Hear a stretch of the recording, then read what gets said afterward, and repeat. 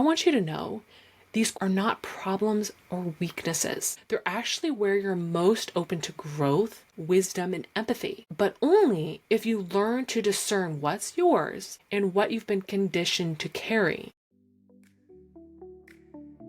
Hello and welcome to Rebel to Rise, where business meets human design. I'm Erin Hines, your darn good business coach, here to help you break the rules, trust your instincts, and own your brilliance unapologetically. In this space, we blend the power of human design with real-world business strategy so you could ditch the shoulds, embrace your true self, and create a life and career that lights you up every single day. Ready to rebel, rise, and redefine success on your terms? Let's dive into today's episode. Hello, and welcome back to Rebel to Rise, where business meets human design. Over the past week, I've been thinking about something that I've personally struggled with, and I think it's also a lie so many of us have swallowed without question. That in order to be successful, we have to do it all. All the tasks, all the roles, all the emotional labor. We think if we could just get a little more organized, a little more productive, a little more disciplined, and once we get there, we'll finally feel on top of everything. Does any of that sound familiar to you? I used to wear I could do it all like a badge of honor until that badge started to feel more like a weight. I was burned out, stretched thin, and I was silently resentful that everyone expected me to have all the answers and carry all the responsibility. I was drowning. And don't get me wrong, as a leader, as a business owner, as a CEO, yes, you are more than capable. You are a visionary, you are powerful, but that doesn't mean you literally have to carry it all. In fact, trying to do everything yourself might be the very thing that's keeping you stuck, stalled out, or spiraling in overthinking. Today, I want to bust the myth that doing it all is something to aspire to. Because when you're deeply aligned with your energy, your design, and your role as a leader, you realize doing it all isn't required. The only thing you were required to do is those things that are meant for you. I first want to be clear that this pressure to do it all didn't come out of nowhere. We've been told this story throughout our lives, this story that says, the more we accomplish, the more valuable you are. Success means spinning every plate flawlessly. And delegating means you're lazy, weak, or worse, replaceable. And rest is that thing you earn one day after you proved your worth. Because somewhere along the way, we got this message that our strength is measured by how much we accomplish, how much we could juggle, and how little we ask for help. The thing is, the do-it-all myth is just hustle culture in disguise. It's a sneaky form of conditioning that says if you're not constantly producing, serving, sacrificing, you are falling behind. And when you internalize that myth, two things tend to happen. One, you try to be everything for everyone, and you end up losing sight of what actually lights you up, which was exactly what I was doing 5 years ago. Or the second thing, you might be making your worth conditional on productivity, performance, or how much you could handle without breaking. This is where human design comes in because it gives you permission to opt out of those myths. It reminds you that your energy isn't meant to be endless. You're designed to thrive in a very specific way. And when you honor that way, you stop chasing work-life balance and start building a business that actually feels exciting. Human design isn't just a tool of self-awareness, but it's a roadmap to sustainable leadership. One of the most life-changing things about human design teaches us you're not here to carry everything. You are here to only carry what's yours.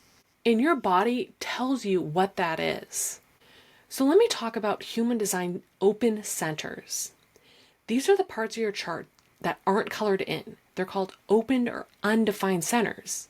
And what that means is those centers are not fixed sources of energy, but instead they act like satellite dishes. Each one of those centers is pulling in energy around you and then amplifying it back out. It's like being a human sponge in a room full of static, soaking up thoughts, emotions, pressures, expectations of those around you that don't actually belong to you. And when you're not aware of that, you could easily take on too much of what is not yours. So take a look at your chart and see where you have centers not colored in, those little shapes in the middle of your chart. And I want to give you a few quick examples of what it might look like if you're taking on energy that's not yours. And I'll start at the top of the chart. If you have an open head or ajna, you feel pressure to have the answers, to be certain, and to make sense of everything. So you consume more content, scroll more, spiral in overthinking. You might even find yourself copying language or ideas that don't fully align because you're so overloaded you can't hear your voice. The antidote for this is for you to consume less, to make space for your wisdom to surface. With an open throat center, you feel pressure to speak, explain, or prove your value, and you may struggle with what to say. You jumped into conversations to fill the silence. You over-explain, trying to be clear when you're actually just unsure. You might mimic other people's language instead of trusting your own voice. But the thing is, your power isn't in speaking constantly. It's in speaking with timing, intention, and presence. If you have an open G center, you crave direction or purpose so deeply, you try to borrow someone else's clarity. You might see a strong brand or a bold vision and think, that's it, I'll do that.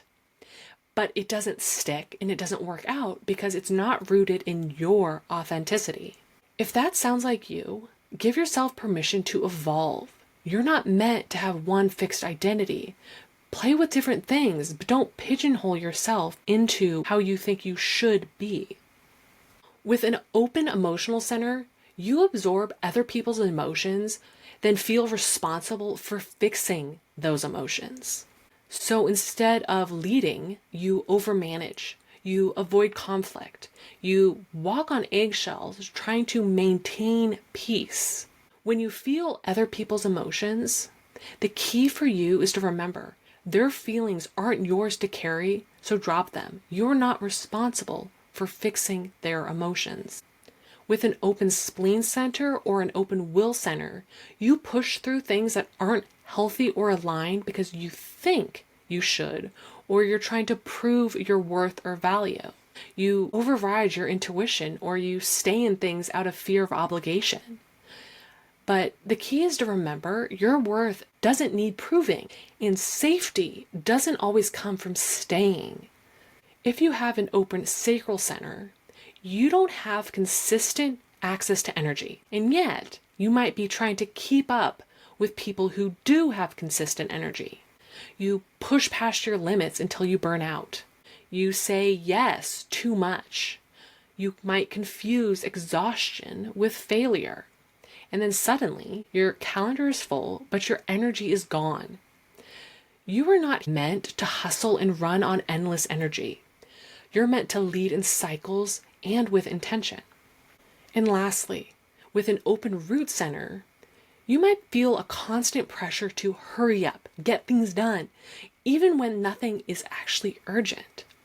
You say yes just to get the pressure to go away. You try to clear your to-do list before even checking if the task aligns. You overcommit, then maybe resent it later. This isn't true urgency. It's energetic pressure because not every task is yours and not every deadline is real. When you could spot the difference, you could pause instead of push more. If you're related to any of these open centers, I want you to know these quick snapshots of your open centers are not problems or weaknesses. They're actually where you're most open to growth, wisdom, and empathy, but only if you learn to discern what's yours and what you've been conditioned to carry. And that means your open centers are invitations. Invitations to slow down, to tune in, to discern what's yours, and to lead from truth instead of pressure. And when your leadership flows from that place, it's not only more sustainable, it's more magnetic too.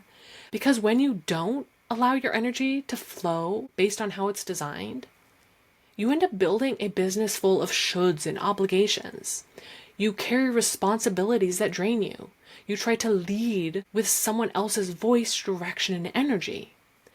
But when you do honor your design, you say, this pressure isn't mine. This decision doesn't need to be rushed. I trust how I'm designed to thrive. This version of success doesn't actually feel like success to me. And that is what leadership looks like in this new paradigm. Not more doing, but doing what's yours fully, unapologetically, and in alignment with how you're built to thrive.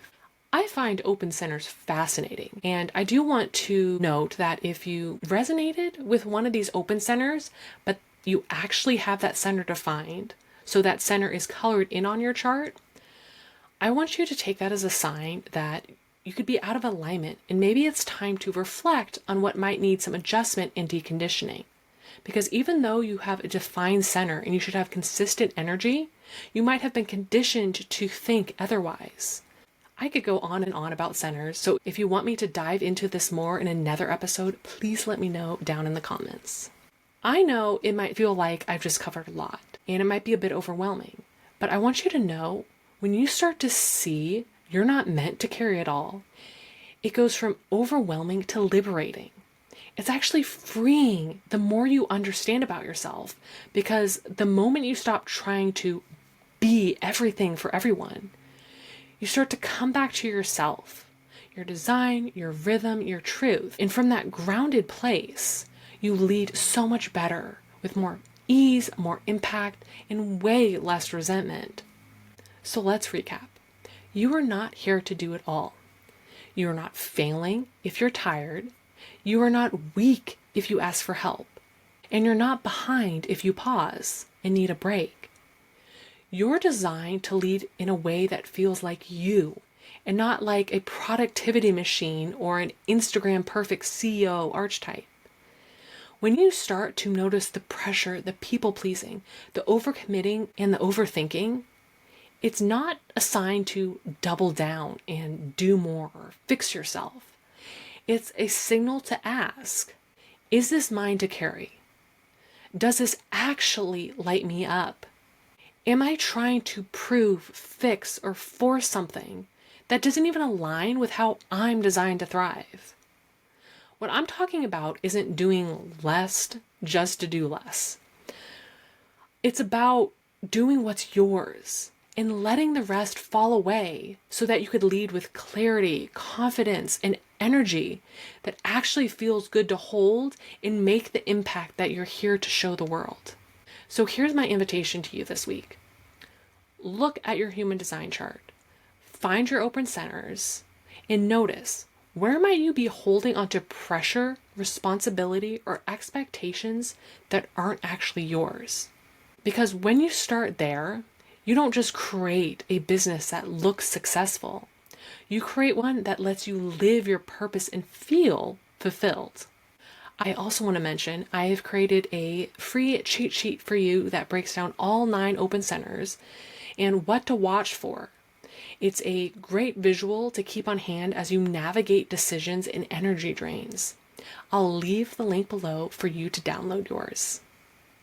And as always, if this episode resonated, I'd love to hear from you. DM me, leave a comment, leave a review, or share this episode with someone else who's tired of doing it all. And until next time, keep rebelling, keep rising.